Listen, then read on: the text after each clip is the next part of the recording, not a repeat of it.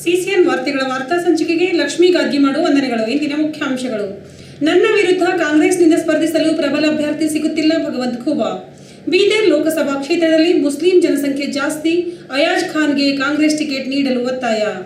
ಜಿಲ್ಲೆಯಲ್ಲಿ ಪ್ರದರ್ಶಿಸುವ ನಾಮಫಲಕಗಳ ಮೇಲ್ಭಾಗದಲ್ಲಿ 60% ಕನ್ನಡ ಬಳಸಲು ಸೂಚನೆ, ಗೋವಿಂದ ರೆಡ್ಡಿ. ಬಿಜೆಪಿ ಅಭ್ಯರ್ಥಿಯಾಗಿ ಭಗವಂತ ಖೂಬಾ ಅವರಿಗೆ ಗಡಿಯಲ್ಲಿ ಅದ್ದೂರಿ ಸ್ವಾಗತ.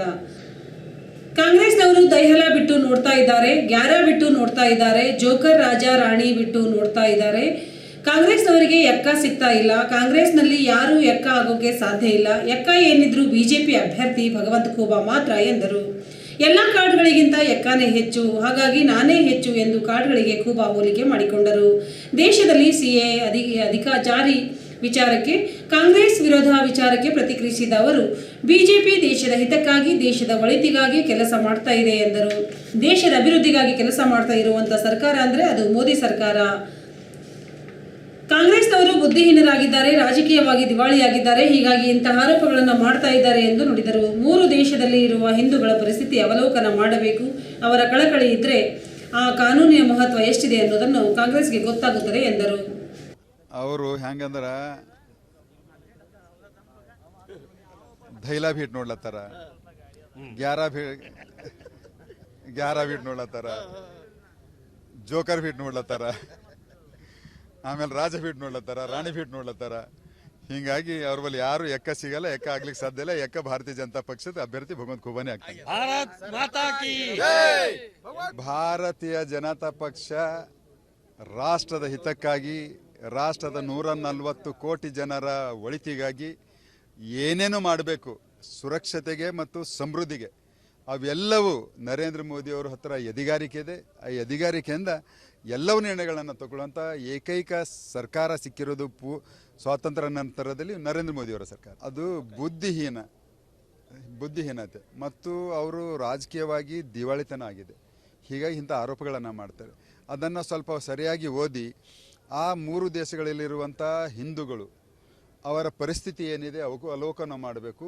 ಅವರ ಕಳಕಳಿಯನ್ನು ನೀವು ತಿಳ್ಕೊಂಡಿದಾಗ ಮಾತ್ರ ಆ ಕಾನೂನು ಎಷ್ಟು ಮಹತ್ವದಿದೆ ಆ ಜನರಿಗಾಗಿ, ನಮ್ಮ ಜನರಿಗಾಗಿ ಅನ್ನೋದು ತಿಳಿತದೆ. 52 ವರ್ಷಗಳ ಹಿಂದೆ ಬೀದರ್ನಲ್ಲಿ ಮುಸ್ಲಿಂ ಅಲ್ಪಸಂಖ್ಯಾತರಿಗೆ ಟಿಕೆಟ್ ನೀಡಲಾಗಿತ್ತು. ಅದಾದ ಬಳಿಕ ಇಲ್ಲಿ ಮುಸಲ್ಮಾನ್ ಜನಸಂಖ್ಯೆ ಹೆಚ್ಚಿದ್ದರೂ ಟಿಕೆಟ್ ನೀಡಲಿಲ್ಲ. ಈ ಬಾರಿ ಎಲ್ಲ ಧರ್ಮ, ಜಾತಿ, ಜನಾಂಗದವರನ್ನು ಕೊಂಡೊಯ್ಯುವ ಸಾಮರ್ಥ್ಯ ಶಿಕ್ಷಣ ಪ್ರೇಮಿ ಡಾಕ್ಟರ್ ಅಯಾಜ್ ಖಾನ್ ಅವರಲ್ಲಿದ್ದು, ಈ ಬಾರಿಯೂ ಲೋಕಸಭೆ ಚುನಾವಣೆಯ ಕಾಂಗ್ರೆಸ್ ಟಿಕೆಟ್ ನೀಡಿದರೆ ಜಿಲ್ಲೆಯಲ್ಲಿ ಬಿಜೆಪಿ ಪ್ರಾಬಲ್ಯ ಅಂತ್ಯಗೊಳ್ಳಲಿದೆ ಎಂದು ಮಾನವ ಹಕ್ಕುಗಳ ಒಕ್ಕೂಟದ ಅಧ್ಯಕ್ಷ ವಹೀದ್ ಲಖನ್ ತಿಳಿಸಿದರು. ನಗರದ ಜಿಲ್ಲಾ ಪತ್ರಿಕಾ ಭವನದಲ್ಲಿ ನಡೆಸಿದ ಸುದ್ದಿಗೋಷ್ಠಿಯಲ್ಲಿ ಮಾತನಾಡಿರುವ ಅವರು, ಕಾಂಗ್ರೆಸ್ ಪಕ್ಷ ಎಲ್ಲ ಧರ್ಮದವರನ್ನು ಕೊಂಡೊಯ್ಯುವ ಪಕ್ಷವಾಗಿದ್ದರೂ ಆಂತರಿಕ ಕಚ್ಚಾಟದಿಂದ ಲೋಕಸಭೆ ಚುನಾವಣೆಯಲ್ಲಿ ಸೋಲು ಕಂಡಿದೆ ಎಂದರು. ಡಾಕ್ಟರ್ ಅಯಾಜ್ ಖಾನ್ ಅವರು ಜಾತ್ಯತೀತ ವ್ಯಕ್ತಿಯಾಗಿದ್ದು ಎಲ್ಲರನ್ನೂ ಒಂದೇ ವೇದಿಕೆಯಲ್ಲಿ ಕೊಂಡೊಯ್ಯುವರು. ಅವರಿಗೆ ಸರ್ವಧರ್ಮಗಳ ಬೆಂಬಲವಿದ್ದು ಕಾಂಗ್ರೆಸ್ ಪಕ್ಷ ಅಲ್ಪಸಂಖ್ಯಾತರಿಗೆ ಮಣೆ ಹಾಕಬೇಕಿದೆ ಎಂದರು.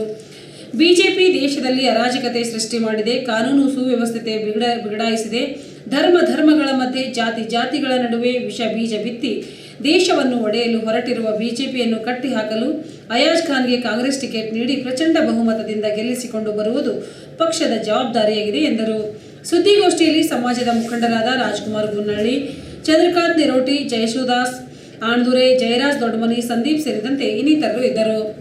संगठनों के अध्यक्ष वगैरह आए हुए हैं. इस प्रेस कॉन्फ्रेंस में बुलाने का मकसद एक ही है कि आने वाले पार्लियामेंट इलेक्शन के लिए हम लोग पूरे मिलकर जो है ना यहाँ पर आए हैं. हमारा अपना एक आपके सामने तारुफ कराएंगे. संगठन बोलते क्या नाम बोल रहे हिंदी से बोल रहे हैं. हाँ आपका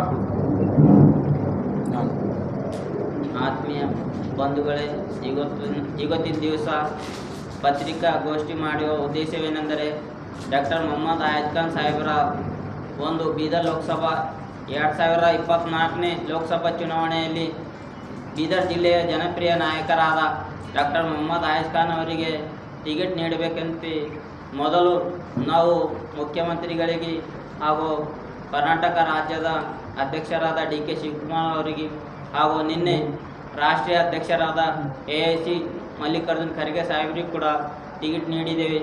ಹಾಗೂ ನಾವು ಅಂಬೇಡ್ಕರ್ ಯುವ ಸೇನೆ ಜಿಲ್ಲಾ ಸಮಿತಿ ಹಾಗೂ ರಾಜ್ಯ ಸಮಿತಿಯಿಂದ ಇವರಿಗೆ ಟಿಕೆಟ್ ನೀಡಿದ್ರೆ ನಾವು ಇವ್ರ ಪರವಾಗಿ ಏನಾದ ಕೆಲಸ ಮಾಡ್ತೀವಿ ಅಂತೇಳಿ ಈ ಪತ್ರಿಕಾ ಗೋಷ್ಠಿ ಮುಖಾಂತರ ಹೇಳ್ತೀನಿ ಬಂಧುಗಳೇ. ನನ್ನ ಹೆಸರು ರಾಜ್ಕುಮಾರ್ ಗುನ್ನಳ್ಳಿ, ಅಂಬೇಡ್ಕರ್ ಯುವ ಸೇನೆ ರಾಜ್ಯಾಧ್ಯಕ್ಷ. करके आप भी अच्छी नामा बोलने का था, खाली आप भी बोल देते ನನ್ನ ಹೆಸರು ಯಶೋದಾಸ್ ಗಂಗೂಲಿ ಅಂತ. ತಮ್ಮೆಲ್ಲರಿಗೂ ಸ್ವಾಗತ ಬಯಸ್ತೇನೆ. ನಾನು ಕ್ರೈಸ್ತ ಮುಖಂಡನಾಗಿದ್ದೇನೆ.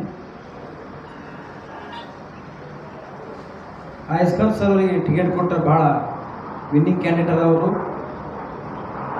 ನಮ್ಮ ಬೀದರ್ ಜಿಲ್ಲೆಯಿಂದ ಇಲ್ಲಿವರೆಗೂ ಮೈನಾರಿಟಿ ಟಿಕೆಟ್ ಯಾರೂ ಕೊಟ್ಟಿಲ್ಲ. ಈ ಬೀದರಿಂದ ಮೈನಾರಿಟಿ ಟಿಕೆಟು ಕ್ರಿಶ್ಚಿಯನ್, ಮುಸ್ಲಿಂ, ಜೈನರು, ಬುದ್ಧರು ಇವರೆಲ್ಲ ಅಲ್ಪಸಂಖ್ಯಾತರಾಗಿದ್ದಾರೆ. ಅದಕ್ಕೋಸ್ಕರ ನಮ್ಮ MD ಆಯಸ್ಖಾನ್ ಅವರಿಗೆ ಈ ಸಲ MP ಟಿಕೆಟ್ ಅವರಿಗೆ ಕೊಡಬೇಕು. ಯಾಕಂದ್ರೆ ಇಲ್ಲಿವರೆಗೂ ಹೈದರಾಬಾದ್ ಕರ್ನಾಟಕದ ಅಲ್ಪಸಂಖ್ಯಾತರಿಗೆ ಯಾರೂ ಕೊಟ್ಟಿಲ್ಲ. ಈ ಸಲ ಕೊಡೇಬೇಕು. ಯಾಕಂದ್ರೆ ನಾವು ಕಾಂಗ್ರೆಸ್ ಭದ್ರ ವೋಟರ್ಸ್ ಆಗಿದ್ದೆವು. ಮುಸ್ಲಿಂ, ಕ್ರಿಶ್ಚಿಯನ್ ಇವರೆಲ್ಲ ನಾವು ಭದ್ರ ವೋಟರ್ಸ್ ಆಗಿದ್ದೆವು. ನಾವು ಓಟ್ ಹಾಕೋತಾನೆ ಬಂದಿದ್ದೆವು. ಈ ಸಲ ನಮ್ಮ ಅಲ್ಪಸಂಖ್ಯಾತ ಕ್ರಿಶ್ಚಿಯನ್ದರಿಗೆ ಕೊಡೋದು, ಮುಸ್ಲಿಮ್ದರ ಕೊಡಲೇಬೇಕು. ಯಾಕಂದ್ರೆ ಅಲ್ಪಸಂಖ್ಯಾತರಿಗೆ ಭಾಳ ಕಡೆಗಣಿಸ್ಲತ್ತಾರ. ಈ ಸಲ ಕೂಡಲೇ ಅವರಿಗೆ ಟಿಕೆಟ್ ಕೊಡಬೇಕು. ನಮ್ದು ಕ್ರೈಸ್ತ ಮುಖಂಡರಿಗೆ ವಿನಂತಿ ಮಾಡುತ್ತೇವೆ.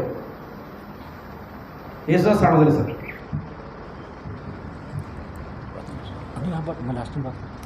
मैं लास्ट नंबर नहीं बोलते आप नाम बोलो.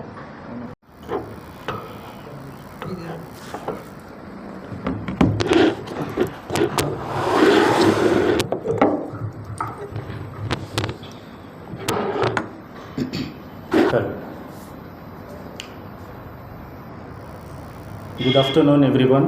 ನಾನು ಸಂದೀಪ್ ಎಸ್ ಕುಮಾರ್ ಅಂತ golden Suraksha education and charitable trust president ಆಗಿ ಮತ್ತು ಮೈನಾರಿಟಿ ಕ್ರೈಸ್ತ ಸಮುದಾಯದಿಂದ ಕೂಡ ನಾನು ನನ್ನ ಮಾತುಗಳನ್ನು ಹಂಚಿಕೊಳ್ಳಿಕ್ಕೆ ನಾನು ಬಂದಿದ್ದೇನೆ. ಫಸ್ಟ್ ಆಫ್ ಆಲ್ ನಾನು ನಮ್ಮ AICC ಪ್ರೆಸಿಡೆಂಟ್ ಆಗಿರ್ತಕ್ಕಂಥ ಮಲ್ಲಿಕಾರ್ಜುನ್ ಖರ್ಗೆ ಅವರೇ ಮತ್ತು ನಮ್ಮ ಕರ್ನಾಟಕ ಚೀಫ್ ಮಿನಿಸ್ಟರ್, ಜನಪ್ರಿಯ ನಾಯಕರಾಗಿರ್ತಕ್ಕಂಥ ಸಿದ್ದರಾಮಯ್ಯ ಅವರೇ ಮತ್ತು ಡೆಪ್ಯೂಟಿ CM ಆಗಿರ್ತಕ್ಕಂಥ DK ಶಿವಕುಮಾರ್ ಅವರೇ ಮತ್ತು ನಮ್ಮ ಕಾಂಗ್ರೆಸ್ನ ಅತಿ ಮುಖ್ಯಸ್ಥರಾಗಿರ್ತಕ್ಕಂಥ ಫೌಂಡರ್ ಪರಿವಾರದವರೇ, ಗಾಂಧಿ ಪರಿವಾರದಿಂದ ರಾಹುಲ್ ಗಾಂಧಿ ಅವರಿಗೆ, ನಿಮಗೆಲ್ಲರಿಗೂ ನನ್ನ ನಮಸ್ಕಾರಗಳು. ಈ ಒಂದು ನಮ್ಮ ಒಂದು ಮೈನಾರಿಟಿ ಕಡೆಯಿಂದ ನಿಮಗೆ ಒಂದು ನಮ್ಮ ಮೆಸೇಜ್ ಆಗಿದೆ, ಒಂದು ಸಂದೇಶವಾಗಿದೆ, ಒಂದು ರಿಕ್ವೆಸ್ಟ್ ಆಗಿದೆ. ಸೊ ಮೈನಾರಿಟಿ ಕಡೆಯಿಂದ ಕ್ಯಾಂಡಿಡೇಟ್ಸ್ ಸುಮಾರು 50 ಇಯರ್ಸಿಂದ ನಮಗೆ ಇನ್ನೂ ಸಿಕ್ಕಿಲ್ಲ. ಆದರೆ ಇವಾಗ ತುಂಬ ಮುಖ್ಯಸ್ಥರಾಗಿ, ತುಂಬ ಜನಪ್ರಿಯರಾಗಿ ಡಾಕ್ಟರ್ ಅಯಸ್ ಖಾನ್ ಅವರು ಇವತ್ತಿದ್ದಾರೆ ನಮ್ಮ ಮಧ್ಯದಲ್ಲಿ, ಸ್ಟ್ರಾಂಗ್ ಲೀಡರಾಗಿ. ಅವರ ಒಂದು ಕಾಂಟ್ಯಾಕ್ಟ್ಸ್, ಒಂದು ಬೆಳವಣಿಗೆ ನಮ್ಮ ಮೈನಾರಿಟಿ ಬೀದರ್ನಲ್ಲಿ ತುಂಬ ಬೆಳವಣಿಗೆ ಆಗಿದೆ. ಸೊ ಅದಕ್ಕಾಗಿ ನಾವು ಮೈನಾರಿಟಿ ಕಡೆಯಿಂದ ನಾವು ತುಂಬ ರಿಕ್ವೆಸ್ಟ್ ಮಾಡ್ತೇವೆ ಹೈಕಮಾಂಡ್ಗೆ, ಸರ್ ತಾವೆಲ್ಲರೂ ಇದಕ್ಕೆ ವಿಚಾರಣೆ ಮಾಡಬೇಕು, ಇದಕ್ಕೆ ವಿಚಾರಿಸಬೇಕು, ಇದಕ್ಕೆ ತಾವು ಕನ್ಸಿಡ್ರೇಷನ್ ಮಾಡಬೇಕು ಅಂಥೇಳಿ ನಾನು ನಿಮ್ಮಲ್ಲಿ ವಿನಂತಿಸಿಕೊಳ್ಳುತ್ತೇನೆ. ಸೊ ನಮ್ಮ ಮೈನಾರಿಟಿಯಲ್ಲಿ ಬರೀ ಮುಸ್ಲಿಮ್ಸೇ ಅಲ್ಲ, ಕ್ರಿಶ್ಚಿಯನ್ಸ್ ಇದ್ದಾರೆ, ಜೈನ್ಸ್ ಇದ್ದಾರೆ, ಸಿಖ್ಸ್ ಇದ್ದಾರೆ, ಪಾರ್ಸೀಸ್ ಇದ್ದಾರೆ, ಸೊ ಬುದ್ಧಿಸ್ಟರು ಇದ್ದಾರೆ. ಇವರೆಲ್ಲರಿಗೂ ಕಡೆಯಿಂದ ಇವರೆಲ್ಲರ ಪರವಾಗಿ ನಾವು ತುಂಬ ರಿಕ್ವೆಸ್ಟ್ ಮಾಡಿಕೊಳ್ಳುತ್ತೇವೆ. ಸೊ ಎಷ್ಟೊಂದು ಪ್ರೆಸ್ ಮೀಟ್ ಆಗಿದೆ ನಮ್ಮದು, ಎಲ್ಲ ಹೈಕಮಾಂಡ್ಗೆ ಹೋಗಿದೆ ಇದು ಸಂದೇಶ. ಇನ್ನು ನಾವು ಡೇಟ್ ಬರೋದಕ್ಕಿಂತ ಮುಂಚೆ, ಟಿಕೆಟ್ ತಾವು ರಿಲೀಸ್ ಮಾಡೋದಕ್ಕಿಂತ ಮುಂಚೆ, ಆರಿಸೋದಕ್ಕಿಂತ ಮುಂಚೆ ನಮ್ಮ ಇನ್ನೊಂದು ರಿಕ್ವೆಸ್ಟ್ ಆಗಿದೆ. ಮೈನಾರಿಟಿ ಕಡೆಯಿಂದ ನಮಗೆ ತುಂಬ ಒಳ್ಳೆ ಕ್ಯಾಂಡಿಡೇಟ್ ಬೇಕಾಗಿದೆ. ಯಾಕಂದರೆ ಎಷ್ಟು ಮೈನಾರಿಟಿದಲ್ಲಿ ಎಷ್ಟು ಸವಲತ್ತುಗಳಿವೆ ನಮಗೆ ಇದು ಗುರುತು, ಆದರೆ ಭಾಳಷ್ಟು ಜನರಿಗೆ ಗುರುತಿಲ್ಲ. ಸೊ ಎಷ್ಟೊಂದು ಇದರಲ್ಲಿ ಅನ್ಎಜುಕೇಟ್ಸ್ ಇದ್ದಾರೆ, ಮಿಡ್ಲ್ ಕ್ಲಾಸ್ ಇದ್ದಾರೆ, ಹೈ ಕ್ಲಾಸ್ ಇದ್ದಾರೆ, ಆದರೆ ಎಷ್ಟೊಂದು ಜನರಿಗೆ ಅದರ ಅವೇರ್ನೆಸ್ ಇಲ್ಲ. ಮೈನಾರಿಟಿಯಿಂದ ಎಷ್ಟು ಸ್ಕೀಮ್ಸ್ ಇವೆ, ಸ್ಪೆಷಲಾಗಿ ಎಜುಕೇಷನ್ ಸೆಕ್ಟರಿಂದ ನಮಗೆ ಎಷ್ಟು ಸವಲತ್ತುಗಳಿವೆ ಅಂಥೇಳಿ. ಸೊ ಇಂಥ ಸವಲತ್ತುಗಳನ್ನು ನಾವು ಉಪಯೋಗಿಸ್ಕೋಬೇಕಾದ್ರೆ ನಮಗೆ ಒಂದು ಒಳ್ಳೆ ಕ್ಯಾಂಡಿಡೇಟ್ ಬೇಕಾಗಿದೆ. ಎಷ್ಟೊಂದು ಸ್ಕೀಮ್ಸ್ ಬಂದು ರಿಟರ್ನ್ಸ್ ಹೋಗ್ತಾ ಇದೆ, ಆದರೆ ನಾವು ಉಪಯೋಗಿಸ್ಕೊಳ್ತಾ ಇಲ್ಲ. ಎಜುಕೇಷನ್ ಸೆಕ್ಟರಿಂದ ತುಂಬ ನಮಗೆ ಬೆನಿಫಿಟ್ಸ್ ಇದೆ, ಆದರೆ ಅದು ಕೂಡ ನಾವು ಉಪಯೋಗಿಸ್ಕೊಳ್ತಾ ಇಲ್ಲ. ಯಾಕಂದರೆ ನಮಗೆ ಒಂದು ಒಳ್ಳೆ ಕ್ಯಾಂಡಿಡೇಟ್ ಇಲ್ಲ. ಸೊ ಇವಾಗ ನಮ್ಮ ಮಧ್ಯದಲ್ಲಿ ಡಾಕ್ಟರ್ ಅಯಸ್ ಖಾನ್ ಅವರು ಒಂದು ಉತ್ತಮ ಕ್ಯಾಂಡಿಡೇಟ್ ಆಗಿ ಬಂದಿದ್ದಾರೆ ನಮ್ಮ ಮಧ್ಯದಲ್ಲಿ. ನಾವೆಲ್ಲರೂ ವಿಚಾರ ಮಾಡಿ ಈ ಒಂದು ಒಳ್ಳೆ ಕ್ಯಾಂಡಿಡೇಟ್ಗೆ ನಾವು ತರಬೇಕಂಥೇಳಿ ನಾವು ಬೀದರ್ ಡಿಸ್ಟ್ರಿಕ್ಕಿಂದ ನಾವು ಇದೊಂದು ಡಿಸಿಷನ್ ತಗೊಂಡಿದ್ದೇವೆ. ಸೊ ಇಂಥ ವ್ಯಕ್ತಿಯನ್ನು ತಾವು ಕನ್ಸಿಡರ್ ಮಾಡಬೇಕು, ಇವರಿಗೆ ಟಿಕೆಟ್ ಕೊಡಬೇಕು. ನಮ್ಮ ಮಧ್ಯದಲ್ಲಿ ಅವರಿಗೆ ತಾವು ಎಲ್ಲ ರೀತಿಯಿಂದ ಸಪೋರ್ಟ್ ಮಾಡಿ ನಮ್ಮ ಜನರಿಗೆ ಅಂತ ಒಂದು ಕ್ಯಾಂಡಿಡೇಟ್ಗೆ ಆರಿಸಿ ತರಬೇಕಂತ ಹೇಳಿ ನಾನು ಹೃತ್ಪೂರ್ವಕವಾಗಿ ನಾನು ಹೈಕಮಾಂಡ್ಗೆ ರಿಕ್ವೆಸ್ಟ್ ಮಾಡುತ್ತೇನೆ.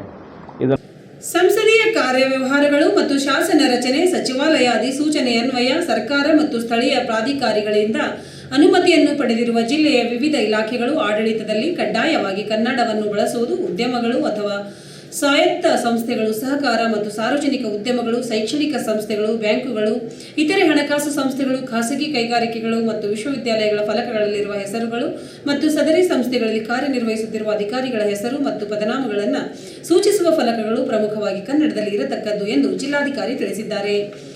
ಜಿಲ್ಲೆಯ ರಸ್ತೆಗಳು ಮತ್ತು ಬಡಾವಣೆ ಪ್ರದೇಶಗಳ ಸೇರಿದಂತೆ ಜಿಲ್ಲೆಯ ವಿವಿಧ ಸರ್ಕಾರಿ ಇಲಾಖೆಗಳ ಮತ್ತು ಸ್ಥಳೀಯ ಪ್ರಾಧಿಕಾರಿಗಳ ಮೇಲ್ವಿಚಾರಣೆಯಲ್ಲಿ ಹಾಕಲಾಗಿರುವ ಫಲಕಗಳ ಮೇಲೆ ಪ್ರದರ್ಶಿಸಲಾಗಿರುವ ವಿವರಗಳು ಪ್ರಮುಖವಾಗಿ ಕನ್ನಡ ಭಾಷೆಯಲ್ಲಿ ಇರತಕ್ಕದ್ದು.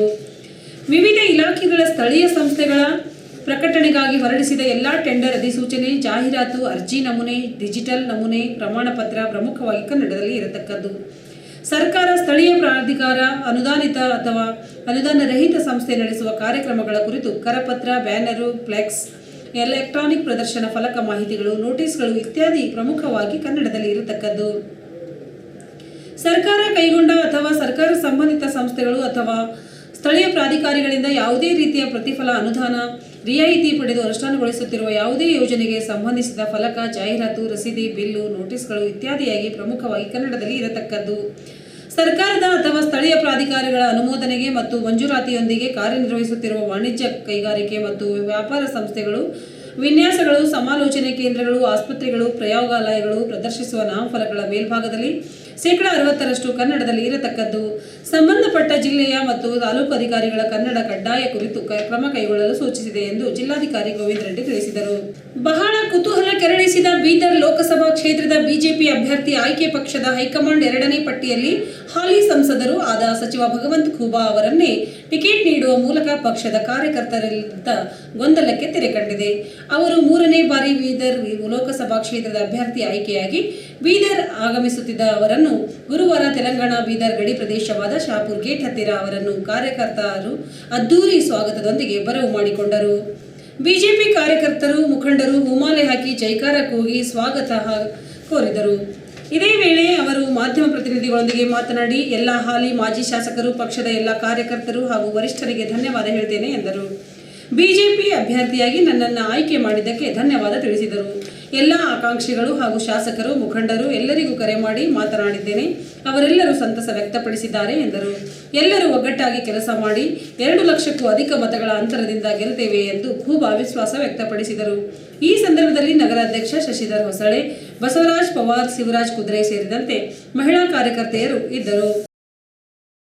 ಪದಾಧಿಕಾರಿಗಳು, ಎಲ್ಲ ಮಂಡಲ ಘಟಕದ ಪದಾಧಿಕಾರಿಗಳು, ಎಲ್ಲ ಶಾಸಕ ಮಿತ್ರರು, ಎಲ್ಲ ಮಾಜಿ ಶಾಸಕ ಮಿತ್ರರು, ಎಲ್ಲ ಹಿರಿಯರ ಅಭಿಪ್ರಾಯದ ಮೇರೆಗೆ ಭಾರತೀಯ ಜನತಾ ಪಕ್ಷ ಕರ್ನಾಟಕ ಘಟಕದ ಅಧ್ಯಕ್ಷರ ಮತ್ತು ಎಲ್ಲ ಪದಾಧಿಕಾರಿಗಳು, ವರಿಷ್ಠರು, ಕೇಂದ್ರದ ಪ್ರಶ್ನಾತೀತ ನಾಯಕರಾದಂಥ ನರೇಂದ್ರ ಮೋದಿಯವರು, JP ನಡ್ಡಾ ಅವರು, ಅಮಿತ್ ಶಾ ಅವರು, ರಾಜನಾಥ್ ಸಿಂಗ್ ಅವರು, ಅವರ ನೇತೃತ್ವದ ಚುನಾವಣೆ ಸಮಿತಿ ನಿನ್ನೆ ಕರ್ನಾಟಕದಲ್ಲಿ 20 ಅಭ್ಯರ್ಥಿಗಳನ್ನು ಘೋಷಣೆ ಮಾಡಿದೆ. ಹೀಗೆ ಅದರಲ್ಲಿ ಆ ಪಟ್ಟಿಯಲ್ಲಿ ನನ್ನನ್ನು ಕೂಡ ಆಯ್ಕೆ ಮಾಡಿದೆ. ಹೀಗಾಗಿ ನನ್ನ ಜನತೆಯ ಪರವಾಗಿ ರಾಜ್ಯ ಘಟಕಕ್ಕೆ, ಜಿಲ್ಲಾ ಘಟಕಕ್ಕೆ ಮತ್ತು ರಾಷ್ಟ್ರ ಘಟಕಕ್ಕೆ ನಾನು ಹೃತ್ಪೂರ್ವಕವಾದಂಥ ಧನ್ಯವಾದಗಳನ್ನು ಹೇಳ್ತೀನಿ. ಹೀಗಾಗಿ ನಾವೆಲ್ಲರೂ ನಿನ್ನೆಯಿಂದ ಎಲ್ಲ ಶಾಸಕರುಗಳಿಗೆ, ಎಲ್ಲ ಮಾಜಿ ಶಾಸಕರುಗಳಿಗೆ, ಎಲ್ಲ ಹಿರಿಯರಿಗೆ, ಎಲ್ಲ ಆಕಾಂಕ್ಷಿಗಳಿಗೆ ನಾನು ಫೋನ್ ಮುಖಾಂತರ ಮಾತನಾಡಿ ಅವರ ಜೊತೆಯಲ್ಲಿ ಅವರು ಕೂಡ ನನ್ನ ಜೊತೆಯಲ್ಲಿ ಸಂತೋಷವನ್ನು ಹಂಚಿಕೊಂಡಿದ್ದಾರೆ. ಮುಂಬರುವಂಥ ದಿನಗಳಲ್ಲಿ ಒಗ್ಗಟ್ಟನ್ನು ಪ್ರದರ್ಶನವನ್ನು ಮಾಡಿ ಈ ಕ್ಷೇತ್ರದಲ್ಲಿ ಕನಿಷ್ಠ 2 ಲಕ್ಷಕ್ಕೂ ಮೇಲ್ಪಟ್ಟು ಅಂತರದಿಂದ ನಾವು ಗೆಲ್ತೀವಿ ಅನ್ನುವಂಥ ವಿಶ್ವಾಸವನ್ನು ಕೊಟ್ಟಿದ್ದಾರೆ. ಹೀಗಾಗಿ ಮತ್ತೊಮ್ಮೆ ನಾನು ನನ್ನನ್ನು ಸಹಕರಿಸಿದವರಿಗೆ ಎಲ್ಲರಿಗೆ ನಾನು ಅಭಿನಂದನೆಗಳು ಹೇಳ್ತೇನೆ. ಅದು ಎಲ್ಲ ಮಾಧ್ಯಮದ ಸೃಷ್ಟಿಯಾಗಿತ್ತು. ನಾನು ಸುಮಾರು 6 ತಿಂಗಳಿನಿಂದ ಮಾಧ್ಯಮದ ಅನೇಕ ಸಂದರ್ಶನಗಳಲ್ಲಿ ಭೇಟಿಯಾದಾಗ ನಾನು ಹೇಳಿದ್ದೆ, ನನ್ನನ್ನು ಭಾರತೀಯ ಜನತಾ ಪಕ್ಷ ಕೈ ಹಿಡಿತದೆ ಹೊರತಾಗಿ ಕೈ ಬಿಡುವುದಿಲ್ಲ ಅಂತ. ಆ ವಿಶ್ವಾಸವನ್ನು ನೀವು ನಂಬಲಿಕ್ಕಾಗಿರಲಿಕ್ಕಿಲ್ಲ. ಆದರೆ ನಿನ್ನೆ ಘೋಷಣೆ ಆದಮೇಲೆ ನನ್ನ 6 ತಿಂಗಳದ ವಿಶ್ವಾಸವನ್ನು ನಿಮಗೆ ಮತ್ತೊಮ್ಮೆ ಖಚಿತಪಡಿಸಿದೆ. ಹೀಗಾಗಿ ಯಾವುದೇ ರೀತಿಯ ಗೊಂದಲಗಳಿಲ್ಲ. ಎಲ್ಲರನ್ನ ಒಗ್ಗಟ್ಟಾಗಿ ನಾವು ಕೆಲಸವನ್ನು ಮಾಡ್ತೀವಿ. ಎಲ್ಲರನ್ನ ಫೋನ್ ಮುಖಾಂತರ ನಾನು ನಿನ್ನೆ ಸಾಯಂಕಾಲದಿಂದ ಎಲ್ಲರನ್ನ ಮಾತಾಡಿದ್ದೀನಿ. ಮತ್ತೊಮ್ಮೆ ಅವರ ಮನೆಗೆ ಹೋಗಿ ನಾನು ವಿನಂತಿಯನ್ನು ಮಾಡ್ಕೊಳ್ತೀನಿ, ವಿಶ್ವಾಸಕ್ಕೆ ತಗೊಳ್ತೀನಿ. ಭಾರತೀಯ ಜನತಾ ಪಕ್ಷ ಒಂದು ಕುಟುಂಬ, ಒಂದು ಪರಿವಾರ. ನಾವೆಲ್ಲರೂ ಒಗ್ಗಟ್ಟಿನಿಂದ ಈ ಚುನಾವಣೆಯನ್ನು, ದೇಶದ ಚುನಾವಣೆ ಆಗಿದೆ, ನರೇಂದ್ರ ಮೋದಿಯವರ ಚುನಾವಣೆ ಆಗಿದೆ. ಸಣ್ಣ ಪುಟ್ಟ ನನ್ನಿಂದ ಏನಾದರೂ ನಿಮಗೆ ಕೆಟ್ಟ ಅಂದರೆ ತಪ್ಪು ತಿಳುವಳಿಕೆ ಆದರೆ ನಾನು ಕ್ಷಮೆಯನ್ನು ಯಾಚಿಸ್ತೀನಿ ಮತ್ತು ನಿಮ್ಮ ವಿಶ್ವಾಸಕ್ಕೆ ತಗೊಳ್ಳುವಂಥ ವಿಶಾಲ ಹೃದಯವನ್ನು ನಾನು ತೋರಿಸ್ತೀನಿ. ಬಿಚ್ಚು ಮನಸ್ಸಿನಿಂದ ನಾನು ನಿಮ್ಮ ವಿಶ್ವಾಸನ ತಗೊಳ್ಳಿ ನಿಮ್ಮ ಹತ್ರ ನಾನು ಬರ್ತೀನಿ. ನೋಡಿ, ಅವೆಲ್ಲ ಹಳೆ ಮಾತುಗಳಾಗೋದು. ಈಗ ನಿನ್ನೆ ಚುನಾವಣೆ ಘೋಷಣೆ ಆದಮೇಲೆ, ಇದು ಅಭ್ಯರ್ಥಿ ಘೋಷಣೆ ಆದಮೇಲೆ ಎಲ್ಲರ ಜೊತೆಯಲ್ಲಿ ನಾನು ಮಾತಾಡಿದ್ದೀನಿ. ಎಲ್ಲರೂ ನನಗೆ ಶುಭಾಶಯಗಳನ್ನು ಕೋರಿದ್ದಾರೆ. ಮತ್ತು ಇಡೀ ನೋಡಿ, ಇಷ್ಟೆಲ್ಲ ನೀವು 6 ತಿಂಗಳಿನಿಂದೆಲ್ಲ ನೀವು ಮಾಧ್ಯಮದಲ್ಲಿ ಸೃಷ್ಟಿ ಆಗಿದ್ದಂಥ ಸುದ್ದಿಗಳು, ನಿನ್ನೆ ನನ್ನ ಅಭ್ಯರ್ಥಿ ಘೋಷಣೆ ಆದ ನಂತರ ಒಂದೇ ಒಂದು ನಕಾರಾತ್ಮಕ ಹೇಳಿಕೆ ಒಂದು ಕಡೆಯಿಂದ ಬಂದಿಲ್ಲ, ಒಂದು ಪತ್ರಿಕೆ ಮಾಧ್ಯಮ ಬಂದಿಲ್ಲ, ಸೋಷಿಯಲ್ ಮೀಡಿಯಾದಲ್ಲಿ ಬಂದಿಲ್ಲ. ಇದೇ ನಿಮಗೆ ಸಾಕ್ಷಿಯಾಗಿದೆ. ಭಗವಂತ ಖೂಬಾನ ಆಯ್ಕೆ, ಅವರೆಲ್ಲರ ಆಯ್ಕೆ ಇದೆ ಅನ್ನುವಂಥದ್ರಲ್ಲಿ ಎರಡು ಮಾತಿಲ್ಲ. ಕಲ್ಯಾಣ ಕರ್ನಾಟಕದ ಭಾಗದಲ್ಲಿಯೇ ಮೊಟ್ಟ ಮೊದಲ ಬಾರಿಗೆ ನಮ್ಮ ಶಾಹೀನ್ ಶಿಕ್ಷಣ ಸಂಸ್ಥೆಯಲ್ಲಿ ಶಾಲೆ ಬಿಟ್ಟ ಮಕ್ಕಳಿಗೆ ಕರೆತಂದು 3 ತಿಂಗಳುಗಳ ಕಾಲ ಅವರಿಗೆ ಶಿಕ್ಷಣ ನೀಡಿ ನಂತರ ಅವರ ಅರ್ಹತೆ ಆಧಾರದ ಮೇಲೆ 10ನೇ ತರಗತಿಗೆ ಸೇರ್ಪಡೆ ಮಾಡುವ ಗುರಿ ಹೊಂದಿದ್ದೇವೆ. ಈ ಯೋಜನೆಗೆ AICU ಎನ್ನಲಾಗಿದೆ. ಹೀಗೆಂದರೆ ಅಕಾಡೆಮಿಕ್ ಇಂಟೆನ್ಸಿವ್ ಕೇರ್ ಯೂನಿಟ್ ಆಗಿದೆ. ಸಮಾಜದಲ್ಲಿರುವ ಅನಕ್ಷರಸ್ಥತೆ ಹೋಗಲಾಡಿಸುವ ಪ್ರಯತ್ನ ಮಾಡಲಾಗುತ್ತಿದೆ. ಈ ಯೋಜನೆಗೆ ಬಸವರಾಜ್ ಪಾಟೀಲ್ ಸೇಡಂ ಸೇರಿದಂತೆ ಜಿಲ್ಲೆಯ ಹಿರಿಯರು ಮೆಚ್ಚುಗೆ ವ್ಯಕ್ತಪಡಿಸಿದ್ದಾರೆ. ಪ್ರತಿಯೊಂದು ಶಾಲೆಯಲ್ಲಿ ಈ ರೀತಿಯ AICU ಆರಂಭ ಆಗಬೇಕಾಗಿದೆ. 50 ವಿದ್ಯಾರ್ಥಿಗಳನ್ನು ದತ್ತು ತೆಗೆದುಕೊಂಡು ಉಚಿತ ಶಿಕ್ಷಣ ನೀಡಿ ಅವರನ್ನು ಉತ್ತಮ ನಾಗರಿಕರನ್ನಾಗಿ ಮಾಡಬೇಕಾಗಿದೆ. ದಯವಿಟ್ಟು ಜಿಲ್ಲೆಯ ಜನರು ಇದರ ಸದುಪಯೋಗ ಮಾಡಿಕೊಳ್ಳಬೇಕೆಂದು ಡಾಕ್ಟರ್ ಖದೀರ್ ಸಲಹೆ ನೀಡಿದರು. ವಿದ್ಯಾರ್ಥಿಗಳು ಕೂಡ ತಮ್ಮ ಉತ್ತಮ ಅಭಿಪ್ರಾಯಗಳನ್ನು ವ್ಯಕ್ತಪಡಿಸಿದರು.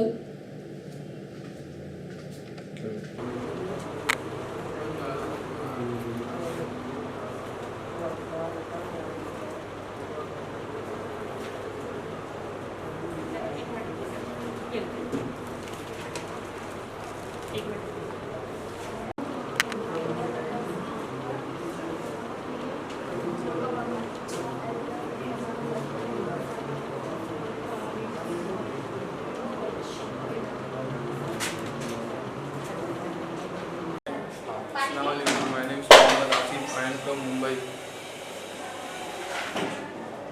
सर मैं जब यहाँ स्टार्टिंग में आया था कुछ नहीं आता था सर. सीखने के लिए मैं आया था सर साइन में. मैं अल्फ़ाबेट से स्टार्ट किया था सर, ABCD से. मैथ्स में भी एडिशन से स्टार्ट किया था. कन्नड़ से मात्रा से स्टार्ट किया था सर. मुझे पढ़ने में कुछ नहीं आता था सर. यहाँ के मतलब सीख के बहुत अच्छा लगा सर. आज इंग्लिश का भी ग्रैंड टेस्ट हो गया और मैथ्स का भी हो गया और पढ़ने लिखने भी आ रहा है सर. मुझे बहुत खुशी हो रही है. आपको कैसे पता लगा सर चीज़ें? सर मैं एडवर्टाइज में देखा था सर इसका शाइन का AICU का बहुत अच्छा पढ़ाया सर. सर लोग ऐसा बड़े बड़े स्कूल में पढ़ा था, बड़े बड़े सर लोग पढ़ाते थे मेरे को. ऐसे से पढ़ा के मेरे को कुछ नहीं समझता था. 2-2 घंटा बैठ के पढ़ता था सर. उसमें भी नहीं होता था पढ़ने के लिए. आप कौन सा क्लास में? अभी 10th में सर.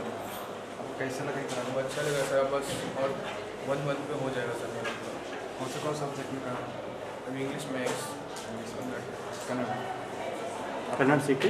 कन्नड़ सीख लिया. आपका नाम? बीदर सिटी में, फिर साथ ही साथ कल्याण कर्नाटका में ड्रॉप आउट स्टूडेंट्स को, जो स्टूडेंट स्कूल नहीं गए थे या लॉकडाउन में ड्रॉप आउट हो गए थे या सब्जेक्ट समझने में नहीं आने की वजह से, बेसिक वीक होने की वजह से 8th 9th में स्टूडेंट्स का इंटरेस्ट कम हो जाता है और वो आगे जाके ड्रॉप आउट हो जाते हैं.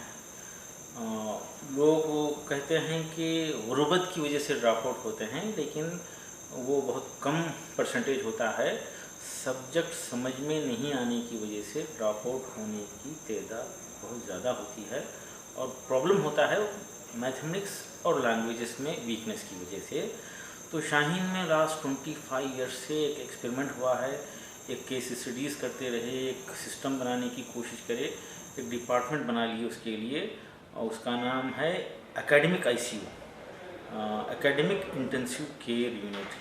यहाँ पर एक टीचर और 6 बच्चे होते हैं और बच्चे को जहाँ से आता है वहाँ से पढ़ाते हैं. और हमारा मकसद ये क्रिएट करने में, बनाने में था कि शाहीन के बच्चों को हम ट्यूशन फ्री बना लेंगे, उस जिसमें कामयाबी हुई और उसका असर ये हुआ है कि ऑलमोस्ट बीदर डिस्ट्रिक्ट में ट्यूशन ख़त्म हो गया है. अब जब ये AICU बना तो हम ड्रॉप आउट बच्चों पे मेहनत करी, वो भी सक्सेसफुल हो गए. अब हम इसको बीदर के अलावा कल्याण कर्नाटका और फिर पूरे देश में इसको हम फैलाना चाहते हैं